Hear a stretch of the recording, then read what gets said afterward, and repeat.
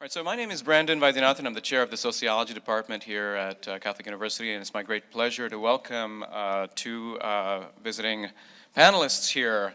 Professor Michael Brown, to my immediate left, is professor of management and the Samuel Patton and Marion Towdy Black Chair in Business at Penn State Erie, the Barron College in Erie, Pennsylvania. He's the director of the Barron Honors Program and campus coordinator for the Schreyer Honors College. He teaches undergraduate and graduate courses in the area of management, negotiations, leadership, and ethics. His current research interests include ethical leadership, moral conflict, moral diversity, and other aspects of behavioral ethics. To my far left is Professor Gary Weaver, who's a professor of management at the University of Delaware's Alfred Lerner College of Business and Economics. He teaches graduate courses on ethics in organizations and has published research on ethics in organizations in leading management journals and co-authored Managing Ethics in Business Organizations, Social Scientific Perspectives from Stanford University Press. Previously, he was editor-in-chief of Business Ethics Quarterly and has been a visiting professor at the University of Zurich's Institute for Organization and Administrative Science. And unlike Professor Brown, he holds 2 PhDs, not just one. Please welcome Professor Brown and Professor Weaver. Thank you.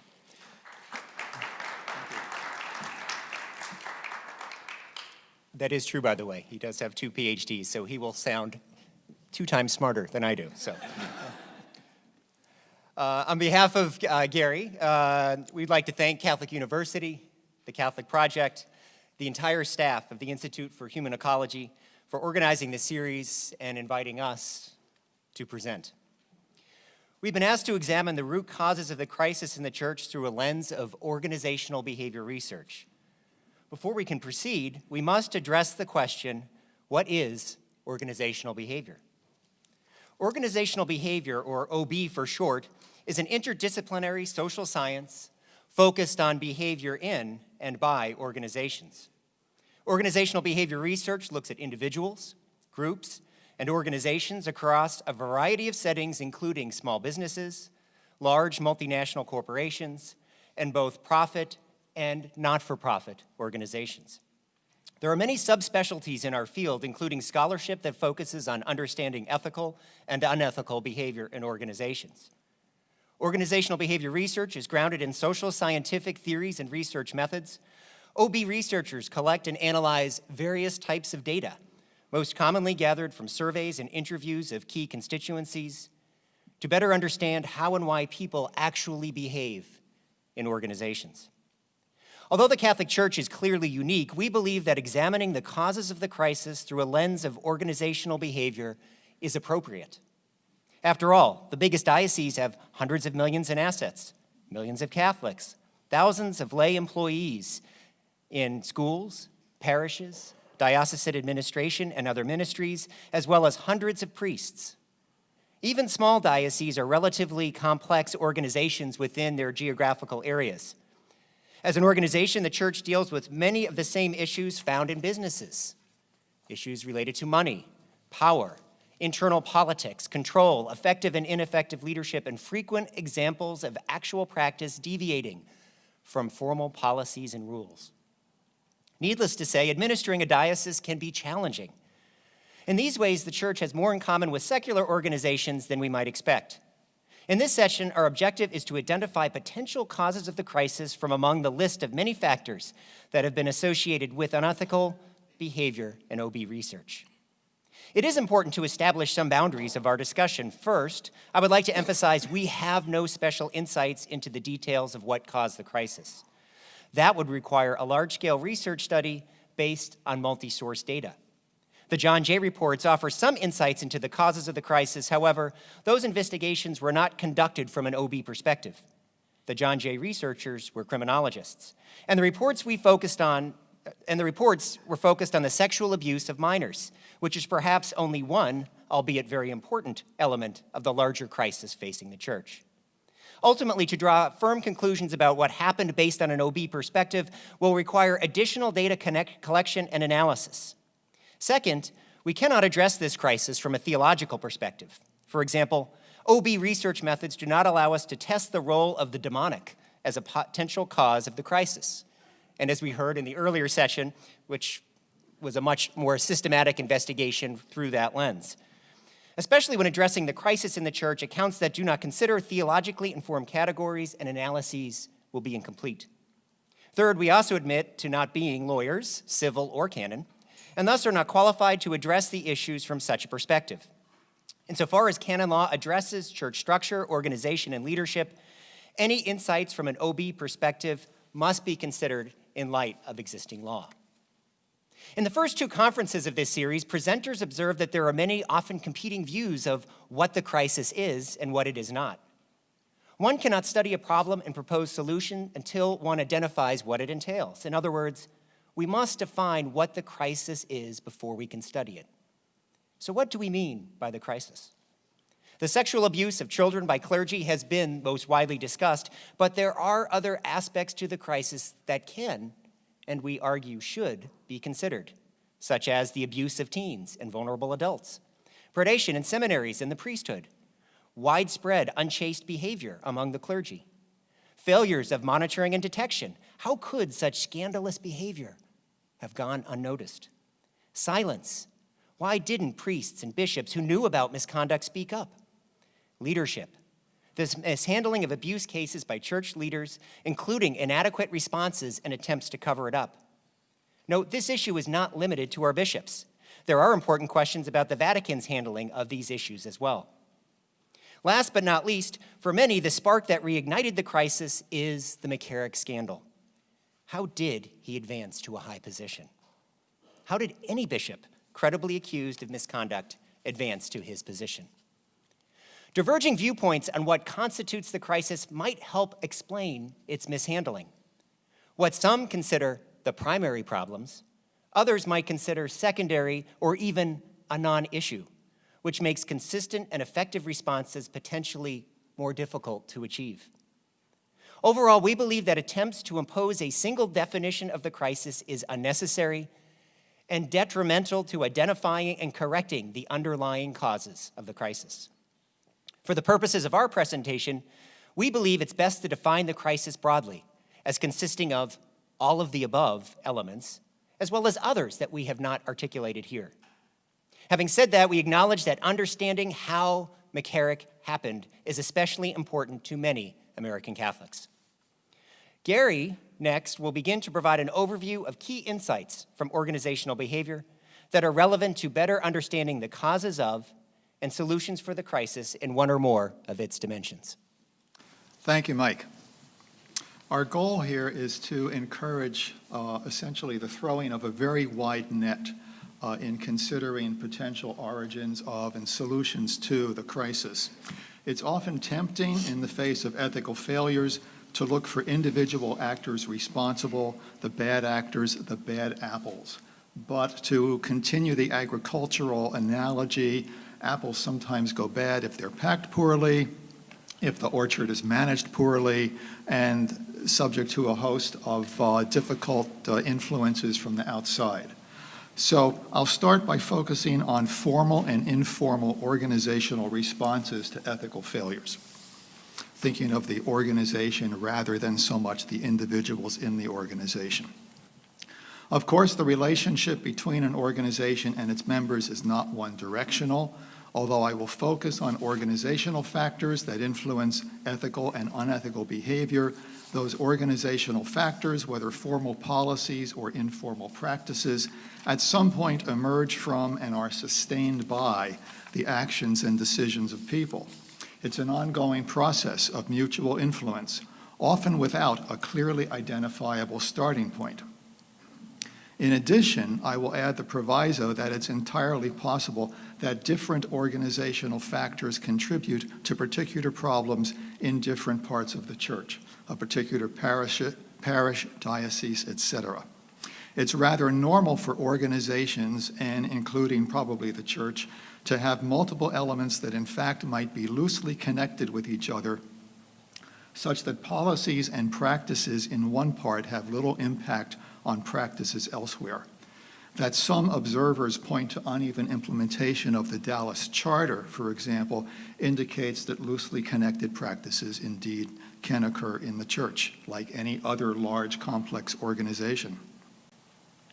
I'm first going to address the formal side of fostering appropriate and good behavior in organizations, by which I mean the rules, policies, formal procedures, official programs, initiatives, monitoring procedures, discipline, and similar sorts of elements. These are the kinds of things that are often introduced immediately after a scandal, in part because they can be easily documented and thus publicized as evidence that the organization has done something. Such formal policies and structures are important, but by themselves can generate a marginally effective check-the-box attitude, or create a climate of fear and potentially a sense that individuals are being scapegoated or hounded to protect the institution. Specifically, formal procedures, formal approaches need to be matched informally by supportive behavior from people in leadership positions and by efforts to embed concern for proper action into the taken-for-granted norms or culture of the organization, so that rules, policies, and structures are perceived as sources of support, an extension of who we are and want to be, rather than as signs of distrust or suspicion. As in the case of a manager who told me that his organization's ethics and compliance office would be the very last place he would go if he were dealing with an ethical problem in his unit, because of the kind of distrust it had generated. Taken for granted beliefs and assumptions, cultural norms, and leaders' behaviors typically have bigger impacts on organizational ethics than anything formal and, importantly, help frame perceptions of the formal policies and programs. Focusing on rules, formal programs, monitoring, discipline, etc., alone can lead to an unhelpful don't-get-caught attitude with no deep commitment to the principles or goals putatively animating the rules and regulations. Alone, these also can lead to perceptions that the talk of following policy and doing the right thing is little more than an effort to protect people in leadership positions and push blame for problems down to lower levels of the organization. When that kind of perception is afoot, organizations risk worse, not better behavior, as people go into a self-protective kind of get what you can before they get you attitude. Having issued those warnings, however, it is still true that rules, policies, programs, discipline, and such are important. People expect to see violators disciplined, and those formal elements can be used to help support and embed right and proper behavior. They have symbolic value. To be effective, though, ethics policies and programs need to apply to everyone without exception. Training and formation with regard to a policy needs to be directed to everyone, not just lower-ranking persons, or again, it creates or risks creating the perception that the policy is there to protect a hierarchy with resulting negative outcomes at lower levels. Staying on top of potential or actual ethical problems requires awareness of the problem. We know, however, that in some cases clergy misconduct was known to a bishop but hidden. But sometimes clergy misconduct never was reported to anyone who could do anything about it. So what can be done to create better awareness and reporting of actual and potential problems? This does not mean cameras in the sacristy, as you might find in a commercial establishment. But it does mean that persons in responsible positions need to have ears to the ground and actively build and maintain relationships of support and trust that enable them to better know that what is occurring and that encourage others who know something to come forward. They also need to develop the personal influence and relational and communication skills so as to be able to effectively act on that information. People who observe problems but do not report them to responsible persons sometimes hold back because they fear retaliation or do not trust the responsible person, but they often hold back because they are not convinced the responsible person has the will or ability to do anything about it. Important in encouraging the reporting of misconduct is the idea that by helping the organization address a problem, one is actually being loyal to its long-term welfare. In other words, that taking note of and acting upon actual or potential problems is part of one's role. And organizations need procedures as I understand exists now in the Baltimore Archdiocese, or at least informal norms for what people can do when the responsible person to whom one normally should report is part of the problem. Failure to follow through on formal ethics and behavior policies has negative impacts, not just by further encouraging an offender to continue in bad behavior, but also because of the message it provides vicariously and symbolically to others about what the organization truly cares about. So in facing its current crisis, the Church needs to be attentive to whether the punishment it has used with regard to offenses has been of appropriate quality, quantity, and consistency. For example, might there be a sense in some quarters that condemning someone verbally or in writing is good enough, in contrast to more formal disciplines such as dismissal? This is important. Research has shown that weak punishments can be worse than no punishments at all because of the way they shift the framing of people's actions toward a kind of self-interested cost-benefit analysis, in which concerns of ethics, commitment to the organization's standards, and any sense of personal guilt or shame get shunted aside. Instead, the punishment establishes a kind of calculative mindset. Are the self-interested benefits of the bad behavior worth the risks of the punishment? But in the face of weak punishment, that trade-off can look attractive. Matters of who gets ahead also send a powerful message for better or worse. So rewards can be as important as who gets punished. Allowing people to advance organizationally despite clear violations of policy sends a message to others about what the organization considers important and unimportant. A manufacturing company I visited illustrated a good connection between ethical behavior and rewards in this regard. The particular executive I was talking to happened to discuss a case of a $50 million mistake somebody had made. In this particular case, the company viewed that $50 million mistake as a $50 million investment in that particular employee's future at the company. That is, it was a learning experience, an investment in the employee, because the company very well embodied and represented the company's stance about good business practices and good business ethics. By contrast, somebody who did not have that reputation would have found that $50 million mistake leading right to the exit door. Now, those kinds of actions by people in leadership positions are a key influence on organizational culture, that is, on the norms, taken for granted beliefs and attitudes, practices, routines, etc., regarding behavior, relationships, status, implicit goals, the use of language and symbols, and many other elements of organizational life. The influences of such factors can be subtle. Research by Scott Reynolds and colleagues at the University of Washington, for example, indicates that persons' decision-making about ethical questions in a workplace environment can be influenced by factors seemingly as subtle as the design of a logo or watermark on company stationery. There's a strong connection between some informal and cultural elements of organizations and unethical behavior, at least in secular organizations, which admittedly are the typical site of empirical research on these matters.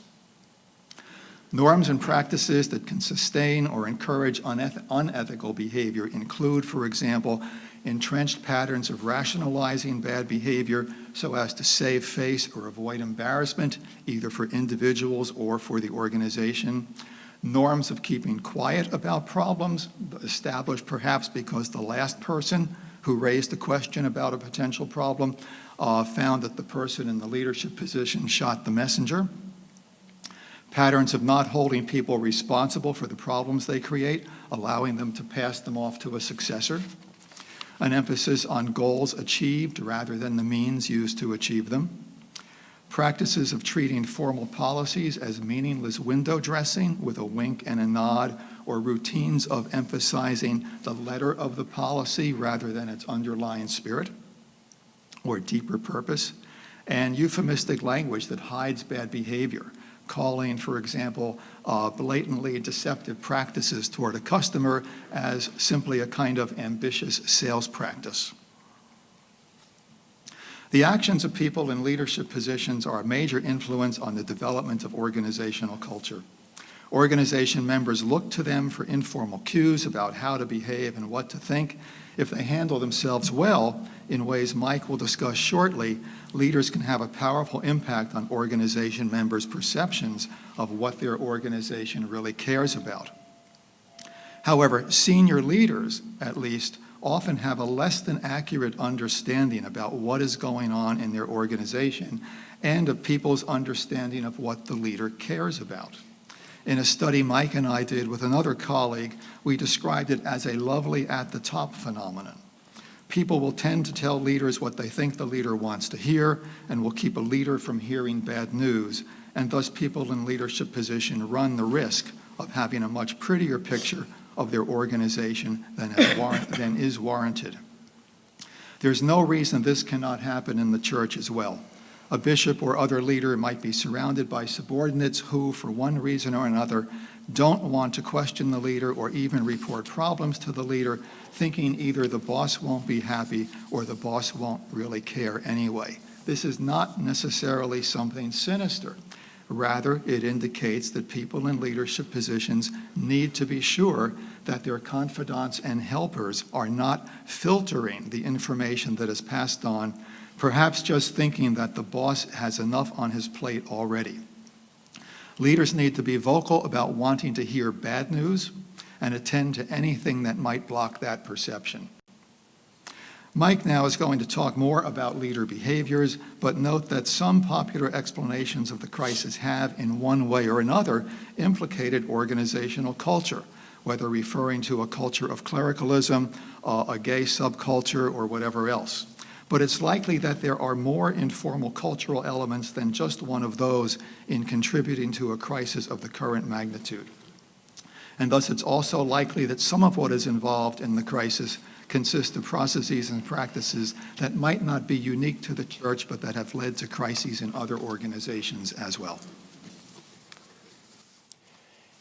As Gary noted, one of the most important influences on behavior in organizations of all types is leadership. Thus, when it comes to the crisis in the church, any examination of its root causes must include the church's leaderships. Bishops, who are essentially the CEOs of their dioceses, are perhaps the most important level of leadership to examine. Looking across the United States, we see important differences in how bishops have dealt with the crisis. We are all too familiar with accounts of bishops who mishandled claims involving the abuse of minors and other types of sexual misconduct. However, there are those who have handled the crisis well.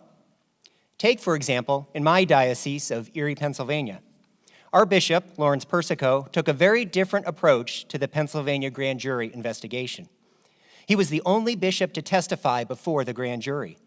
He published the names of credibly accused clergy and lay workers in this diocese well before the grand jury report was released, and he was the first bishop to call for the release of the report, as painful as that was. Bishop Persico is an example of one of the many good guys that exist among our bishops today. And it's important that although we're talking about a lot of the negative aspects, that we don't lose sight of all of the great priests and bishops that serve us and lead us faithfully. Much of my own research has focused on understanding ethical leadership in business organizations, what it is and why it is important. I believe an OB perspective on ethical leadership is relevant to understanding how the church's leadership might have contributed to, or at the very least, exacerbated the crisis. So what is ethical leadership from an OB perspective? We describe ethical leaders as both moral persons, that is who they are, and moral managers, that is what they do and how they lead. As a moral person, an ethical leader is someone who's recognized for having strong character and integrity. As a moral manager, an ethical leader uses the tools of leadership to promote good conduct among others. Within the context of the church, we might refine this conceptualization to say that an ethical leader, specifically a bishop, is a moral person when he is a spiritual father who is strong in his faith and supportive of and compassionate to others. As a moral manager, a bishop must encourage virtuous behavior in others. He needs to provide clear teaching, set and consistently communicate standards for personal conduct, monitor the organization for violations, and discipline those who violate those standards. Research shows that in order to demonstrate strong ethical leadership, in order to be seen as an ethical leader by those being led, a leader must be both a strong moral person and a strong moral manager. And why is that important? A bishop who is a strong ethical leader provides a personal witness as well as clear ethical guidance conveyed with the goodness of a father that inspires others to follow not out of obligation, but out of love. When either the moral person or moral manager component is missing, the bishop will be a weaker ethical leader. For example, if a bishop lives an exemplary, Christ-like life as a moral person, but is so bogged down with administrative duties that he doesn't get out into the field, or if he's seen as soft on handling cases of misconduct, he might be a very solid moral person, but he is not demonstrating strong moral management. On the other hand, if a bishop talks tough about crisis-related issues, but doesn't practice what he preaches, for example, he's leading a double life, he will be seen as hypocritically inconsistent and therefore a weak ethical leader.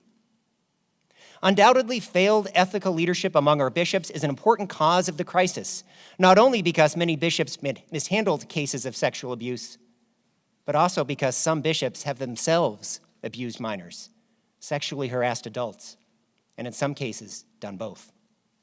Just this past month, we've learned more about the credible allegations and investigations against the former bishops of Wheeling, Charleston, West Virginia, Mandeville, Jamaica, and Oran, Argentina.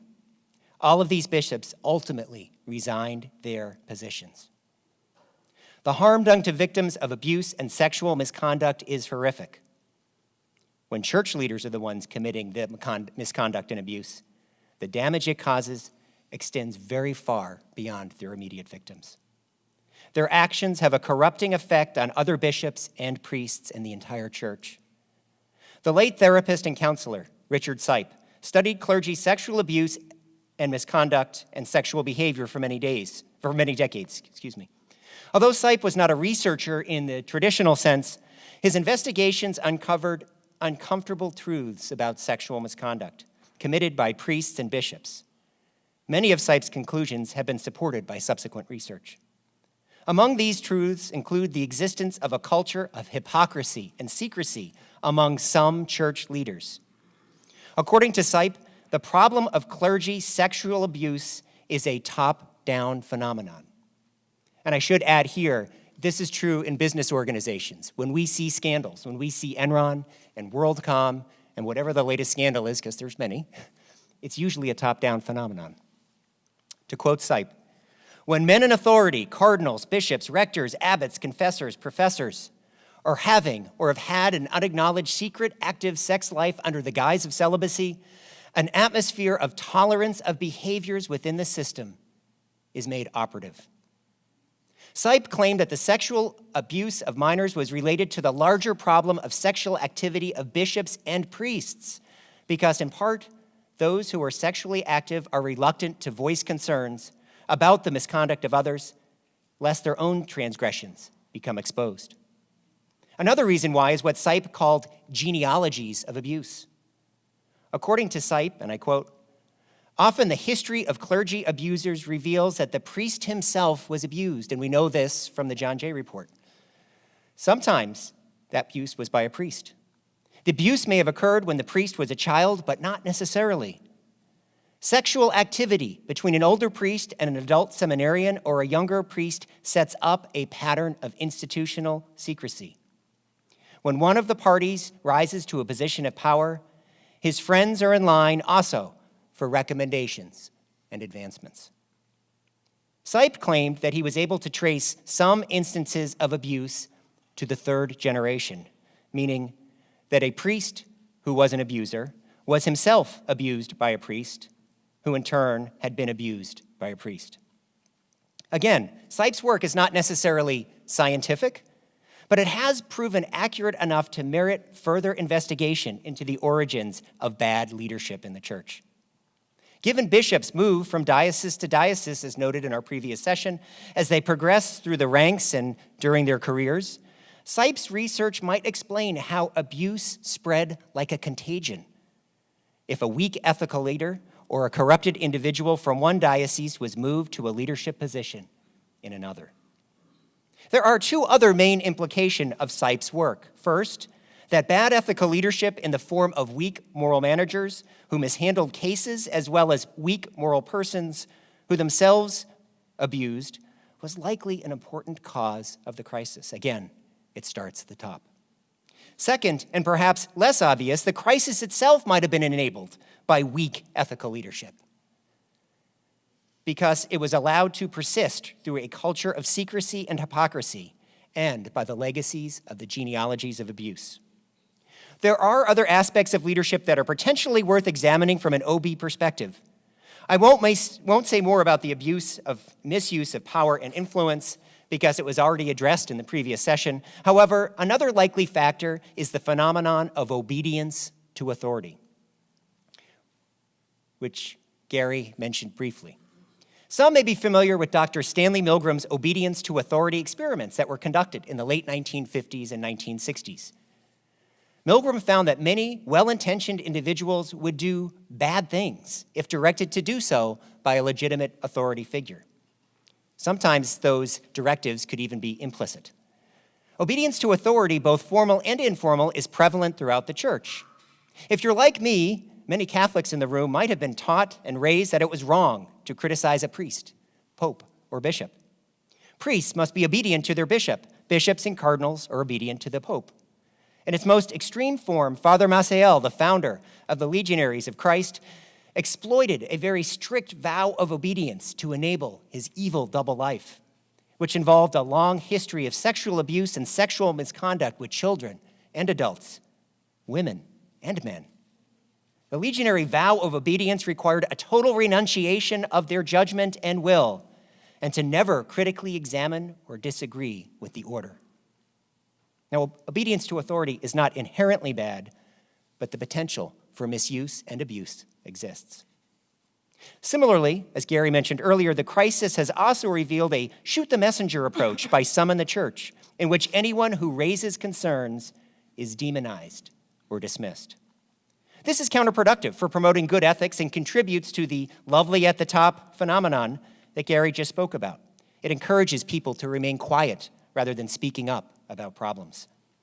Furthermore, insofar as the crisis has generated a variety of ad hominem attacks from all sides within the church, we must remember that attacking the person instead of the problem undermines rather than helps resolve the crisis.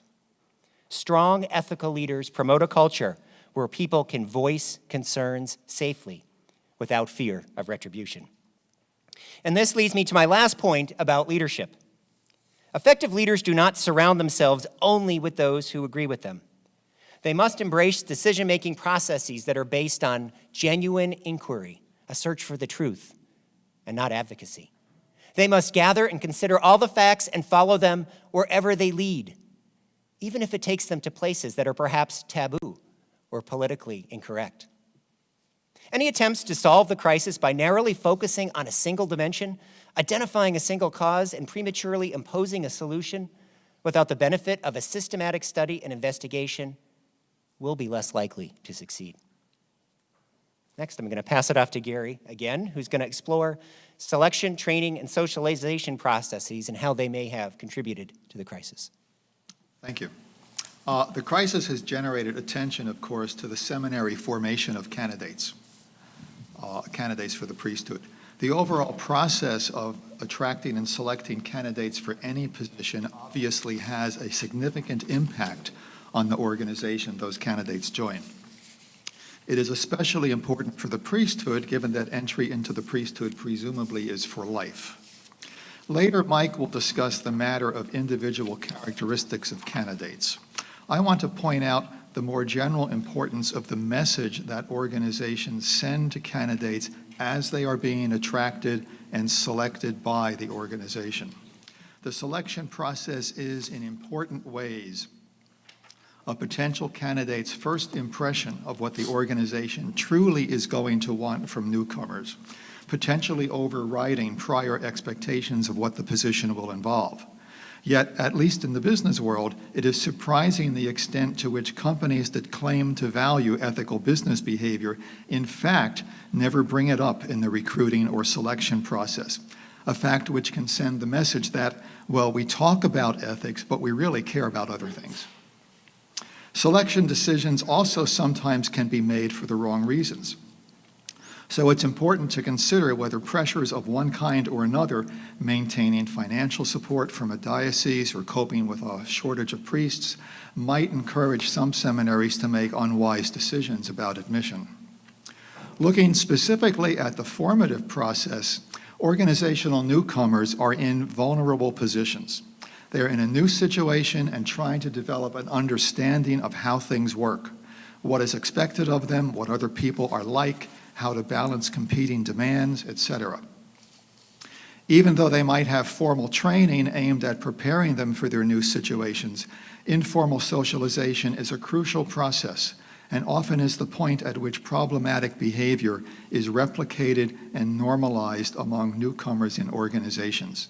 So it's important to see that the formal formative process is in harmony with the informal socialization candidates, and that the newly ordained as well receive from other seminarians, from clergy, from leaders, and whoever else they interact with, the kind of influences that will continue to form them well.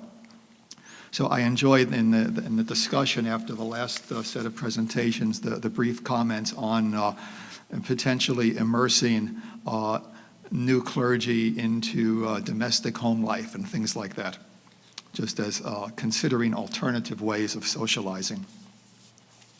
Where there are inconsistencies, especially with regard to moral behavior, newcomers typically end up facing a choice between living with ongoing stress or, alternatively, adapting themselves to what they are learning from the people they now interact with. Ongoing stress can affect performance and ultimately lead to attrition. And adapting to normalized misconduct can be surprisingly easy, and easier than living with the stress of internal conflict. It is important then to enable well-meaning seminarians and clergy in new roles to seek help and support if they ever find themselves in an environment that is not supportive of the church's mission as one normally would expect to define it. By some accounts, a young priest, especially perhaps in a large diocese, rarely sees his bishop. So in a churchly sense, he is fatherless. In an era of clergy shortages, are today's new priests being thrust into their roles with insufficient guidance and social support without help from other priests who, so to speak, have their act together in terms of being good influences? And now back to Mike.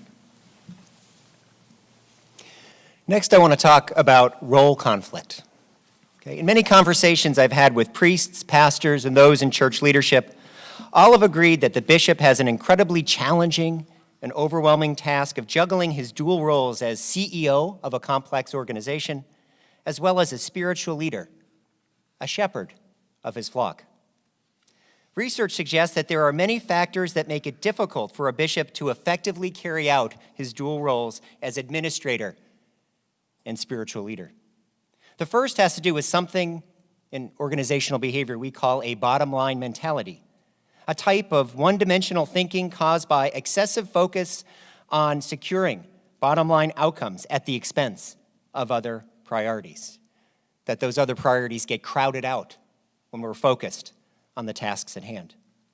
A bishop dealing with crisis-related issues can spend the majority of his time attending to the administration of his diocese. He has many worries. Will we face lawsuits? Where will the money come from? Will I have to close parishes and schools, lay off staff? How will the local media cover bad news? What will my priests think? What will people in the pews think? It is quite possible that a bishop's administrative role is so time-consuming, so overwhelming, that he has little time left over to attend to his own mental, physical, and spiritual health and well-being.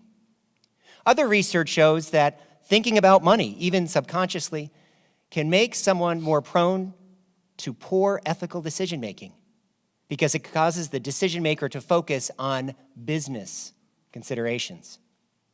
In the case of bishops during the abuse crisis, this might have manifested itself as an inclination to put the needs of the institution to protect its reputation, ahead of victims and a desire for secrecy instead of transparency.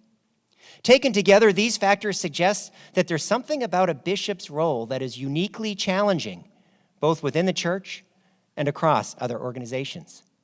For example, I don't know too many CEOs of business organizations, no matter how successful they are, who could succeed if they were given dual roles for administering the business and simultaneously attending to the spiritual needs of their employees and the surrounding communities.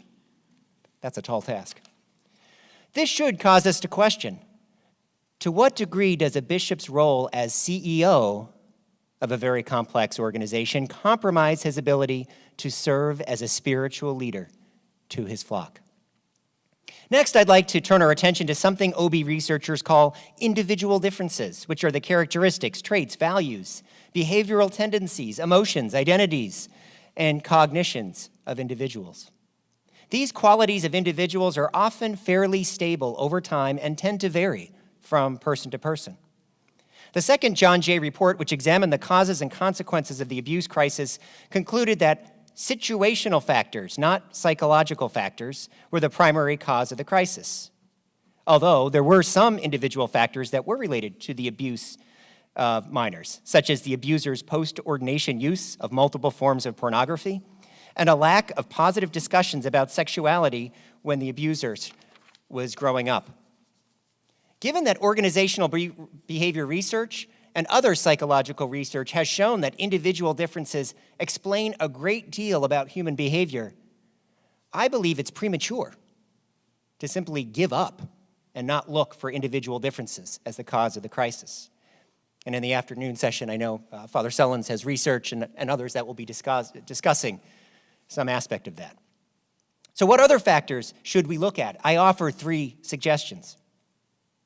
First, in regards to bishops, one place to start is with canon law, and again, we are not canon lawyers, that it tells us about the qualities that make a man a suitable candidate for the episcopate. These qualities include outstanding and solid faith, good morals, piety, zeal for souls, wisdom, prudence, and human virtues. If these qualities are really important, we might speculate that bishops who mishandled the abuse crisis or were guilty of misconduct themselves are deficient in one or more of these qualities. If so, it would be important to determine whether the bishop always lacked those qualities, in which case we missed something in their selection. He wasn't a suitable candidate to begin with. Or if the bishop became weakened or corrupted during his tenure as bishop. Those are the kind of questions we need to ask and answer. Second, in OB research, an individual's moral identity, the degree to which it is important for someone to be a moral person, has been strongly associated with ethical and pro-social behavior in organizations. Something analogous in the priesthood might be one's priestly identity, the degree to which it is important for a man to be a holy priest. I've seen a number of articles recently, including those written by priests and bishops, that identify a lack of personal holiness as the primary cause of the crisis. Although identity is usually measured as a subjective self-report, one might also measure it via behavioral indicators. For example, how often the priest prays, how frequently, the duration, intensity of prayer. Does the priest hear confessions? How often does the priest interact and minister to people in the parish? Last, and of course, how often does the priest himself go to confession? Because I've heard that as well. Many priests hear confession but don't actually go to it themselves. Last but not least, we might look to existing psychological constructs and measures for consideration. Again, in the last session, the personality disorder of narcissism came up. Some Catholic psychologists have observed that narcissism, a pattern of grandiosity, a radical need for admiration, a lack of empathy, all different aspects of that narcissistic personality disorder, might in fact have played a role in the abuse crisis. In fact, I believe that good Catholic psychologists and psychiatrists have a major role to play in identifying individual differences that might have contributed to the crisis. Simply put, one of the main conclusions about individual differences is that we need more research into this aspect of potential causes. I'm going to turn it over to Gary, who will tell us about a specific psychological mechanism, moral disengagement, that might help us better understand the psychology of an abuser. Yes, one of the interesting facts about many of the people who commit wrong of one sort or another is that they don't see themselves as wrongdoers. They're quite comfortable in what they do fairly often. Usually what has happened is that they have rationalized or otherwise cognitively accommodated their moral failures so as to still believe they are living up to their own and others' moral expectations. This reduces or eliminates any sense of guilt or self-sanction that would accompany the moral failure, the anticipation of which normally helps motivate people toward good behavior. For example, people who commit wrongs regularly transfer responsibility to others or to their situation. The boss made me do it. They distort consequences. The victim won't miss the money. They blame a victim. If so-and-so had not followed me into the sacristy, this never would have happened. They use euphemistic language to minimize the seriousness of an offense. They engage in a kind of moral licensing or advantageous self-comparison to justify what they do. I've done so much good work for Christ that few peccadillos won't matter.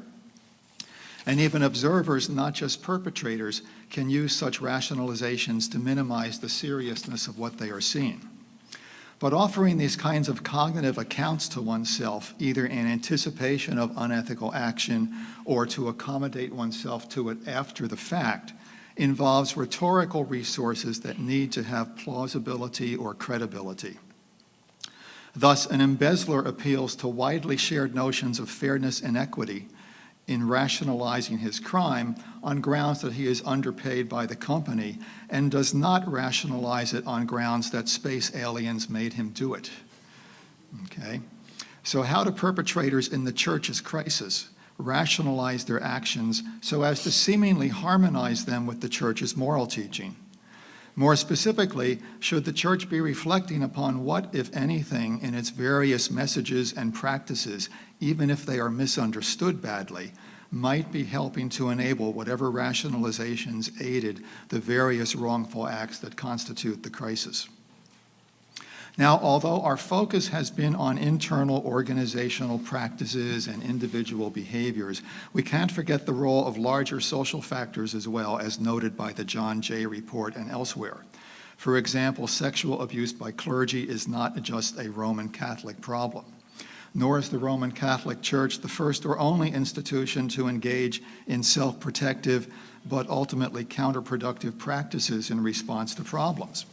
Organizations functioning in particular societal context often end up imitating each other in ways that their decision makers might not be fully aware of. For example, ask the laid-off employees of the business that downsized not because it was losing money or customers, but simply an imitation of other companies in that industry. These societal and institutional influences can emerge unintentionally, but also can be guided intentionally by individuals, organizations, and institutions with influential social resources, power and status, financial resources, the ability to change narratives and frame discussion, or key positions in networks of people and organizations. Consider how the subprime mortgage crisis of roughly a decade ago centrally involved mortgage companies and banks, but the bad behavior in and by those organizations was influenced by the business press, academic theorizing, rating agencies, parallel practices in other loan sectors, institutional investors, government policy, new technologies in the construction of house appraisals, market conditions, and widespread taken-for-granted societal beliefs about the benefits of home ownership. So addressing the crisis and its causes, along with all the organizational and individual factors we have mentioned, needs to, in important ways, consider looking outside the church as well. Now, let me end my part of this on a hopeful note acknowledging that it is indeed possible for organizations to recover well from large-scale ethical crises. To use a business example, consider the massive bribery and corruption scandal that erupted in 2006 with regard to Siemens, the big German-based multinational manufacturing company. This crisis erupted a decade ago, resulting in, at the time, what at the time was the largest ever financial fine on a business, $1.6 billion paid in Germany and the United States. This hurt the company through lost business to a significant degree and also loss of reputation. But the recovery from Siemens' embedded corruption, while surely not perfect, has gone reasonably well. So consider the wide range of angles from which the problem was addressed, which to some extent mirror some of the things we have talked about here today. First, there were serious consequences for offenders, namely dismissal, recognizing that mild punishments can be worse than none. Importantly, high-level people who were one way or another implicated in the scandal were dismissed and replaced with executives often brought in from other companies that had strong track records of running ethical businesses. Apart from any practical insight into that task those people might bring, this change was highly visible and symbolized to people inside and outside the company that things were going to change radically. The new management team engaged in the important task of undermining and replacing the narratives that had rationalized corruption in the past. Specifically, the idea that we need to pay bribes to get the business was replaced with the idea that reliance on bribery to get business was actually undermining attention to product quality and thus hurting the company in the long run. So in effect, the company's strategic goals were reinterpreted so that anti-corruption became an essential part of company strategy due to its presumed link to product quality and thus sales and revenue. These new executives got out in the field and intensively interacted with employees and also with customers, suppliers, and government officials and others to understand what people expected of the company and to understand what the problems were, to rebuild trust with everyone, and importantly, to make clear to employees that the company was leaving behind its old ways. They also offered amnesty for low-level functionaries on the periphery and observers of the corruption to encourage further discovery of the extent of the problem and to rebuild a climate of trust and cooperation. Accountability in the organization was restructured. Mid-level managers would now be held accountable for preventing corruption in their areas of responsibility, something that was entirely new. And new staff and reporting relationships were put in place to encourage ethical business behavior. They also worked with other businesses to engage in a kind of collective industry-wide action against corruption on the grounds that as long as other people are paying bribes, it's going to be tough for our employees to refrain from paying bribes because that's what the competitors do. In short, the response to Siemens' failure was both formal and informal, substantive and symbolic, incorporating talk, listening, and action, and presenting a consistent message across all fronts. So I'm just going to offer about 1 minute because we want to get, I know Brandon has remarks and allow time for questions and discussion. Just 1 minute, sort of a wrap up here. So what can we take away from our panel discussion today? First, I think, would be to encourage everyone to define the crisis broadly. Yes, the sexual abuse of minors is probably the most unimaginably awful aspect of it. But there's elements that are related, and we need to think and consider all aspects and all manifestations of the crisis. The crisis is complex, and we need to look for complex understandings of its causes as well as solutions. Also, too, simply passing new formal policies and rules are unlikely to solve the crisis. As Gary noted, the informal is critically important. Issues, bigger issues, culture, leadership, and other factors must be addressed, even though they're probably a lot harder to fix than simply passing new policies. Third, I don't think anyone wins if we politicize the crisis. The crisis spans many decades across multiple pontificates. If anything, this shows how the problems in the church are in part institutional in nature, and really deep-rooted. A top-down approach from the Vatican and from our bishops won't work. Bishops and the Vatican are part of the problem over many decades. They can't be the only ones to provide and implement solutions. We must look to priests. We must look to the laity for a broader perspective. And rather than a national, organized source of action, at the end of the day, each bishop needs to take action. Also, our leaders must be open to challenging viewpoints. In terms of specific organizational behavior research prescriptions, I'll just simply say this: we need research. We need to look into the past, even if it's painful. We need to understand what happened and why it happened so that we can make sure it doesn't happen again. We also need to look forward to new research. We should be understanding what is going on in each diocese with our priests. We need to be looking at diverse perspectives, not just asking seminary leadership, but seminary faculty what's going on. What ideas do they have for improving our formation, training, and education? Bottom line is, we can't be afraid to ask questions and deal with whatever it is that we find from studying this. I want to thank me and join me in thanking our presenters for this fascinating presentation. Thank you. Well, thank you very, very much for your insights, and I think there is certainly a lot that we can learn from the field of organizational behavior and how crises in other kinds of organizations unfold and are solved, and how that might transfer over to the study of the church. Organizational sociologists would look at the church as any other social structure with its particular powers and capacities, powers for good as well as evil, powers that are differently activated and differently inhibited in different socio-historic contexts. And from that vantage point, I have a few questions, again, in terms of how we might examine other aspects of organizations. And so one of these questions that might be pertinent is on the role of institutional logics and cultural logics, and I think you've touched on it in terms of the role of culture in organizations. But there is a rich body of research in this field of institutional logics, and one of the insights they might offer, and this field looks at different institutional spheres, say corporations, professions, the state, family, community, religion, as having their own unique internal logics. And so when everyone seems really puzzled as to the extent of this cover-up, why were so many bishops and perhaps even popes complicit, the critique often seems to betray the expectation that they should have followed a kind of industrial bureaucratic logic in which violations of a policy and failure of compliance lead to swift termination of perpetrators, right?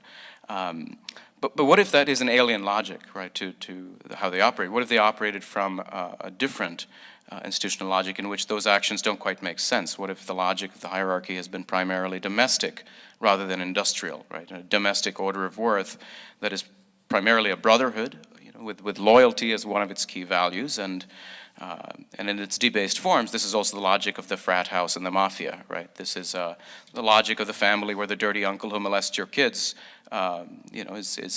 continues his behavior because he's also your brother whom you love, and you don't keep him away from your kids, and you don't consider reporting him to the police, and this sort of thing has been going on for centuries.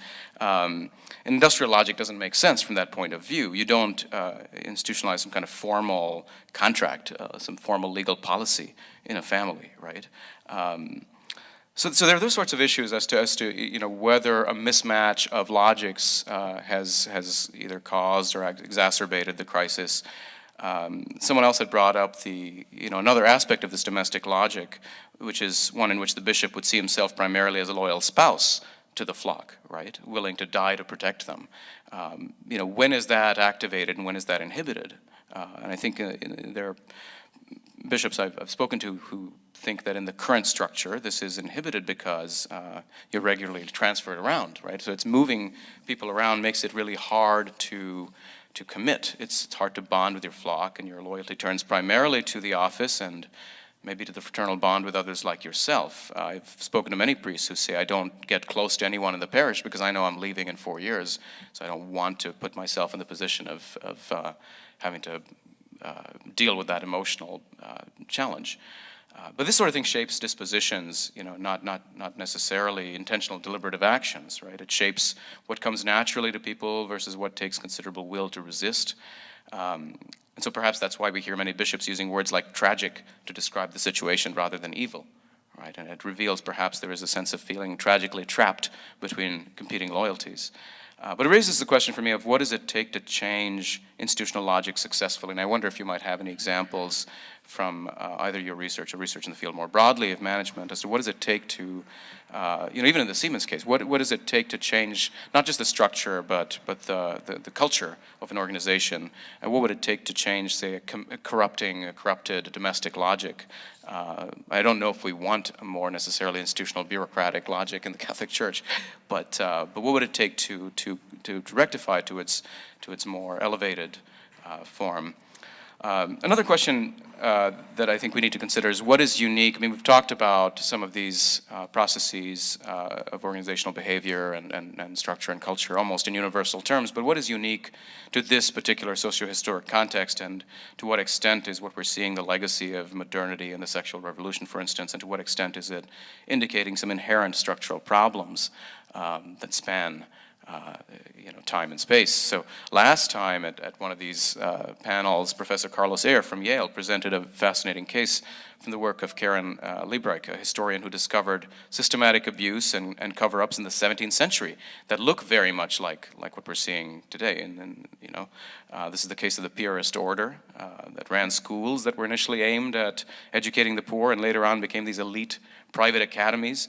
And they educated children, including people like Mozart and Goya and Schubert and Victor Hugo and so on, astronomers and kings and so forth. And her book investigates why this order was suddenly abolished by Pope Innocent X in 1646. And what she found was the founder of the order, Saint José de Calazans, knew of the scandal and tried to keep it secret. Then this was a very similar kind of case of, it started with a notorious priest, Father Cherubini, who was the headmaster of one of their schools, who systematically abused the pupils in his care and then essentially groomed a network of pederasts, and cardinals and bishops actively participated in this cover-up. And this guy was open with his transgressions. Everybody knew about it. And when Calazans came to know of them, he couldn't do very much because Cherubini was from a very powerful family, and nobody wanted to offend them. And so, and he even went on to say, look, if you make public these allegations of abuse, then I'm going to take actions to destroy the order. And so Calazans essentially promoted him to try and get him out of there. And he knew what Cherubini was doing, and there's historical records that, to quote his words, he wanted to cover up this great shame in order that it does not come to the notice of our superiors, right? So the logic seems, in some respects, very similar to what we've seen in the United States in the past 50 years or so. But there is something unique, too, about this idea that you don't want to offend a powerful family. I mean, that's a particular kind of logic that we don't find governing our actions today. So again, there's this question of how you think about the specific socio-historic context that activates certain organizational mechanisms and inhibit them. And there's also additional research in the field of management on when emphasis on compliance can increase unethical behavior, right? When certainly, I think you touched on it, but the research suggests that it's when people see the pursuit of compliance as a business decision rather than a moral decision or an ethical decision. And I wonder if there is any such danger in thinking that adding more policies will solve our problem here. And finally, I want to ask if you have any examples of what it might take to overcome what you called this lovely at the top phenomenon. What does it take to encourage either a culture of whistleblowing or a vulnerability on the part of the leader where they're receptive to criticism and receptive to being told that they're not doing things correctly and need to change? If you have any examples of that, or especially what it would take to create such a culture when the current case is that it's not so. Gee, well, that's an awful lot. Do you want me to start? Yeah, you go. Why don't I start with institutional... You have 5 minutes to answer all these questions. I'll start with institutional logics because I saw Mike looking at me when Brandon raised that question, okay? And then you can think about the other three. Yeah. All right? So I think your question was What has to happen to change what Brandon referred to as an institutional logic? Fancy sociology word for kind of the collection of taken for granted practices and also cognitive assumptions, attitudes, beliefs, routine ways of doing things that, in a sense, are structured in a particular environment, whether it's a particular industry, in the church, in government, whatever it might be, so deeply embedded, so structured that a lot of the people in it don't even see it. It's the water that the fish swim in that sense, okay? And so what, I won't say it's the only way these things can change, but one way they change is when there is a crisis, which actually gets people to pay attention to and ask, what's been going on here? What are we doing? How did we get into this position? Okay? That's one way. It also can happen because there are simply a few people who actively want to do something different, change that institutional order, and over time slowly recruit others into that effort, presenting to people an alternative way of thinking, an alternative way of doing things. But in either of those cases, crisis resolution or response to crisis or kind of institutional entrepreneurs trying to change something, what makes it work is essentially their access to things like societal power and influence, having the right kind of connections, economic resources, the symbolic power of what they say, what else it connects to, okay? And you can be surprised how this works sometimes. So, for example, in Palermo in Sicily, there has been a small group of business people. It was actually 7 or 8 people about 30 years old who wanted to start a tavern and did not want to, at the time, pay the usual mafia extortion payments that most other businesses in Palermo paid. So in a sense, these 7 or 8 people were taking on the mafia, and surprisingly, they were successful. They started from nothing, but what they put together was the right network of other supporters, off the radar at first, so nobody got legs broken. Other supporters, certain kinds of economic resources from area businesses, some support from government and so forth, and eventually were able to carve out for themselves and other businesses a kind of pizzo, a kind of extortion-free zone within that mafia-influenced economy. On the other hand, there have been big companies operating in corruption and heavy environments that maybe spent $300 or $400 million trying to fix things and got nowhere, because even though they had a lot of the economic resources, they did not have the sort of symbolic social network sort of influences that would let them actually change people's mindset. So I don't know if I've answered your question enough, Brandon, or if I should let Mike talk about something else for a minute. I'll talk about something else. I think you answered that well. But I'll just say about one other thing, because I am sensitive. There might be questions, so I don't want to tackle all those things that Brandon asked us to. I'll just latch onto the last one, lovely at the top, right? That's that phenomenon where people, leaders at the top of the organization, information, bad news especially, doesn't always reach up to them. They often have a perception that things are better in the organization than they realize. I think there's 2 prescriptions for that. The first is information on an ongoing basis. So in a typical business organizations will do annual or every other year surveys of the people in the organization or constituencies associated with the organization. They're anonymous, third-party administration. Could also be done with interviews, again, by third party, so people can provide negative anonymous feedback. And really, that kind of information can help a bishop, I think, get a pulse of what's actually happening in his organization. Because no one wants to be the person that is the messenger that gets shot, right, to deliver that bad news. The other part is sort of, I think, though, a change in leadership style, right? As we mentioned earlier, this idea that I think sometimes people are demonized for speaking up. It's frightening to voice bad news, but to have that kind of leadership style of someone who's a listener, is not going to punish someone for telling them something that they need to know. even if it's uncomfortable. And that takes humility.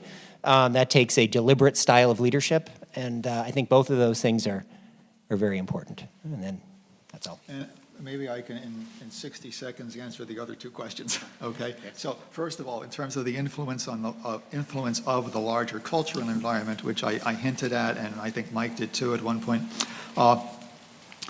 if you think back to what people have been saying about American society in its development over the last 50 years, we do find, say, going back to Philip Rieff and Christopher Lasch and other people in the 60s and 70s, ever-increasing complaints about the development of a kind of narcissistic and therapeutic society. Well, candidates for the priesthood come from the church, but they also come from America. So yeah, it's perfectly relevant to look into those kinds of things.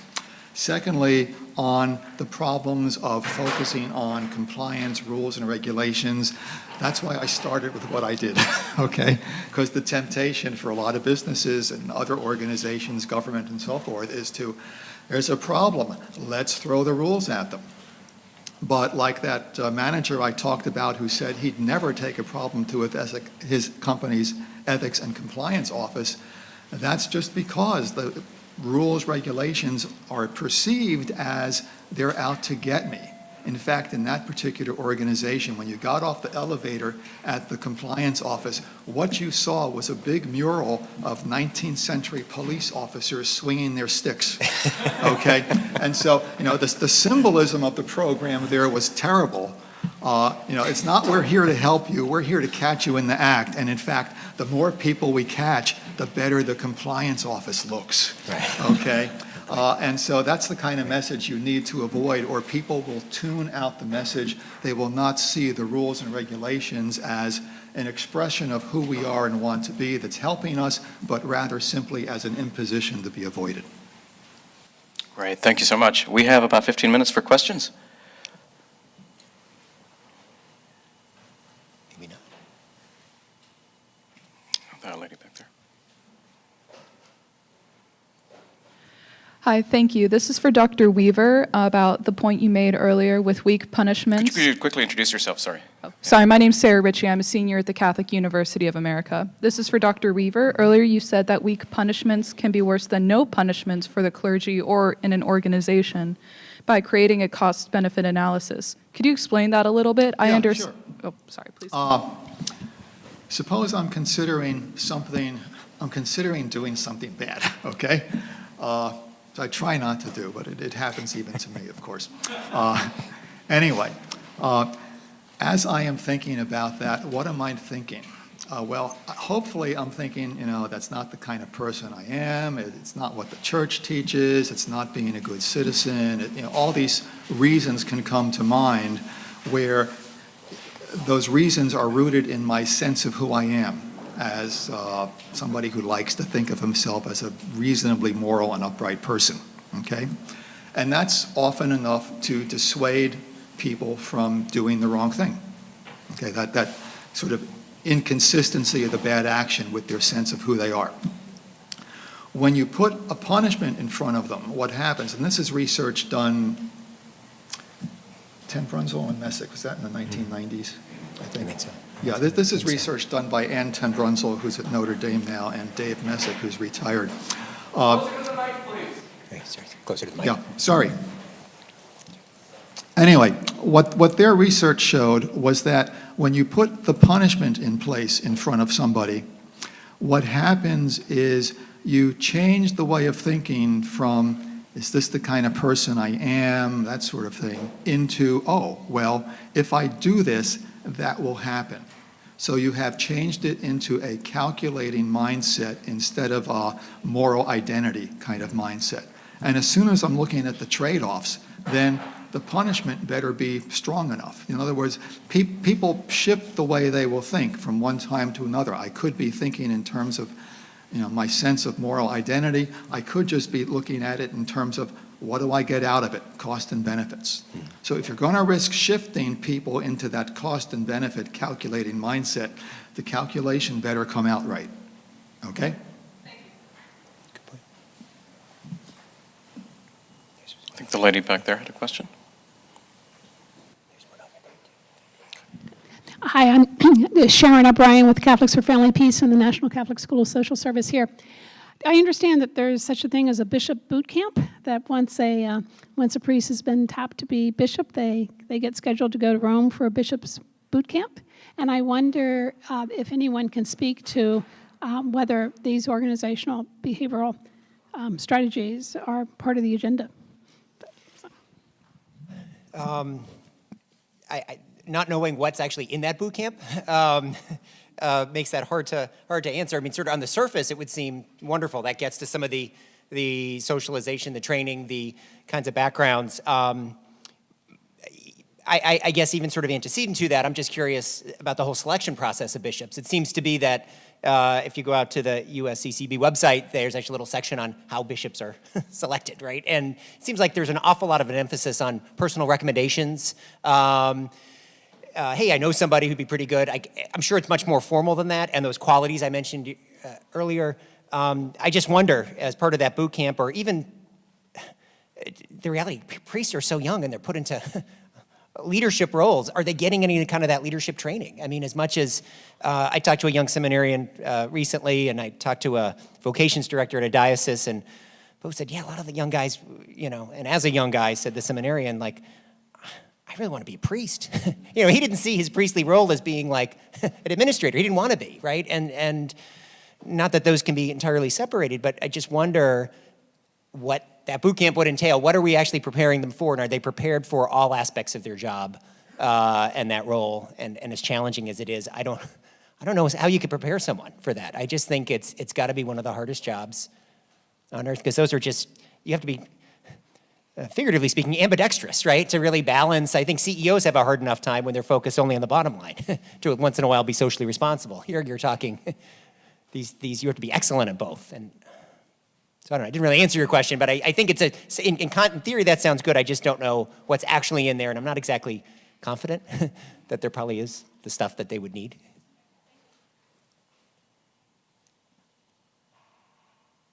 There's a gentleman back there. Thank you. I'm just a retired federal bureaucrat, all right?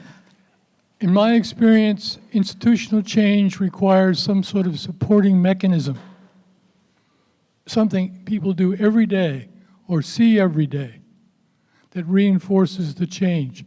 Can you give us examples from your experience of specific institutional mechanisms that organizations have used to support these changes?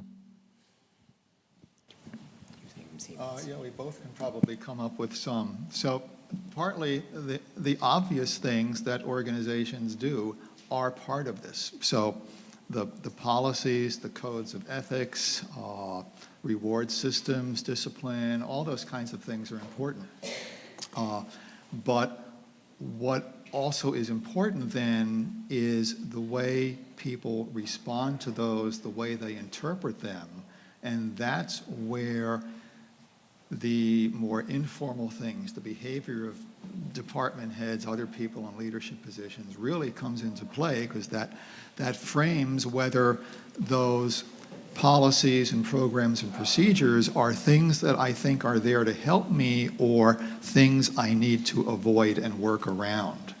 So yeah, it's in the corporate world, this kind of thing, having these sorts of formal policies and such, goes way back to the 1970s, following some of the defense industry scandals back then, and it became a condition of being a eligible defense contractor that you had to have these sorts of processes in place. But one of the lessons they learned early on was we can't just throw the rules and rewards and punishments at people.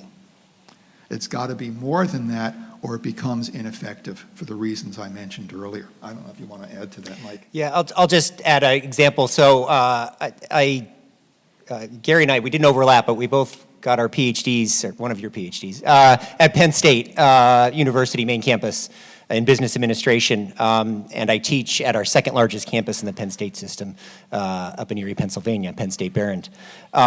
We had an incident some years ago, many of you might be familiar with our football program at the main campus, right? Yeah. Chuckle, yeah, unfortunately, you are. And that was very painful, even though we're almost 200 miles away. We don't have a football team at my campus, but we all identified as one university. And that was a very painful chapter because it really was someone who was a hero in the organization. Joe Paterno was the head coach, and I still believe him to be a decent person. I don't think he tried covering up something or anything like that, but his legacy was forever tarnished as a result of that. But following and it was the actions of an assistant coach who had been abusing children apparently for quite some time. Some of the formal ways of changing were the formal policies, right? So training. I have more clearances, FBI investigations, it seems like, just to work at Penn State, even though most of the students that we deal with are not minors. But there could be minors on campus. So the level of compliance, I think, is as high as you would expect now in the church where I volunteer and coach youth sports through our diocesan's athletic program. I'm clearanced out, you know. So there's those formal aspects of it, training, posters that remind us, though, of our Penn State values. And I think that's more the cultural change that Gary mentioned earlier. Those visible reminders when I go in the copy room about who we are, not just we need to do this so we don't get in trouble. We need to do this to protect the institution. We need it because, risk management says we need this. There is still an element of the compliance, and Gary's done the research on this, it's both the values, the aspirational, and the compliance together. And that's the message. I go back, I'm a leadership guy. That's leadership, right? Leaders are the ones talking about it, communicating it, reinforcing it, that we're doing this not just to protect the institution, we're doing because it makes us a better institution. Of who we want to be and what we stand for. Not what we not want to do. It's not the Ten Commandments. It's the Beatitudes, right? This is who we want to be. Yeah, and if I can just follow up by using the Paterno case for a different purpose to kind of reiterate what we've talked about. If you think of the kind of condensed, brief, popular narrative of that Penn State scandal, what's it about? It's about Jerry Sandusky, the evil assistant coach. It's about Joe Paterno, who let it happen. And maybe it's about Graham Spanier, right, the university president. In other words, the tendency is to look for the bad guy, look for the evil perpetrator. But in fact, that couldn't have happened without a lot of other support, both from either flawed formal systems or from the large from the informal relationships, reputations, and things like that of people involved. So Sandusky partly was able to get away with what he did because he had such a good reputation in the community, doing charitable things, that people simply couldn't believe he would do this. So again, we tend to focus on let's get the bad guys and get rid of them. It's actually almost always a much bigger picture. And the Penn State case, looked at in the abstract, isn't a lot different from a lot of other organizational scandals.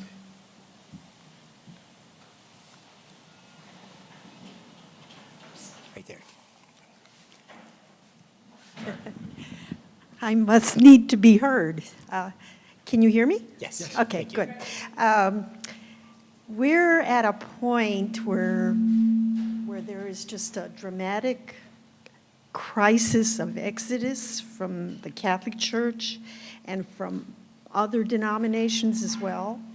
At the same time, South America, I understand, has a huge, rapid growth of Catholics joining other groups that are not Catholic in a remarkable way, attesting to their religious beliefs. With this crisis, which I don't believe is the first here, I'm old enough to remember maybe 30 years ago, a guy walking around near the National Cathedral with posters about get rid of the pedophiles in the clergy, and that was a big revelation back then, and it was like they're going to do something about it. And now 30 years later, we're talking about the crisis of faith or whatever it is. Can the church be in a position where possibly enough people say, to heck with this, that's irreparable. How can we go back and trust these people and just walk away. I mean, I'm talking about an extreme example, but in terms of what you guys have been talking about, which has been really key in the larger sense, people have turned to alternative means of getting some kind of a spiritual connection, if that's important to them, or material connections, et cetera, getting their kids in the best schools, et cetera. They can get along, they think, without God.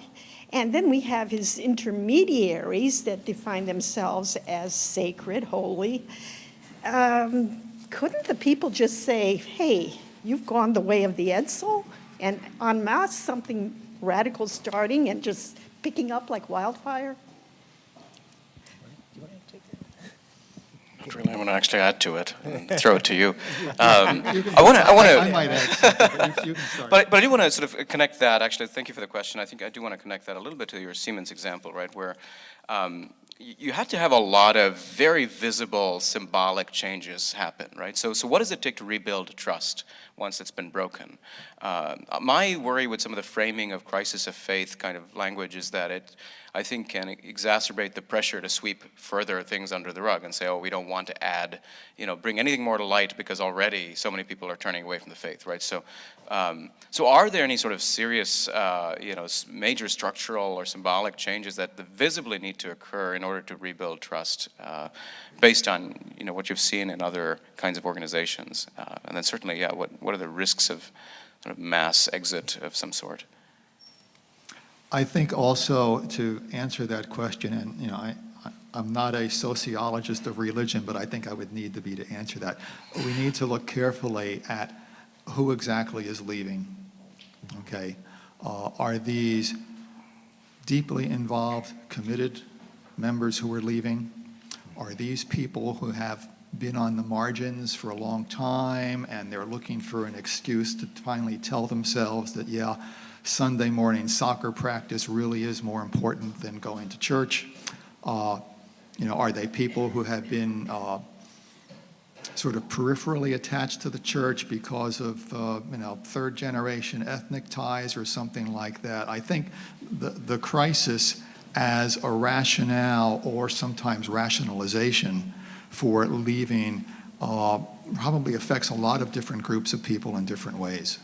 So I'll just mention that, and I will say for something of this magnitude where the institution itself is built on a kind of moral message in a way that, say, Siemens Corporation is not, rebuilding the trust probably faces a higher bar.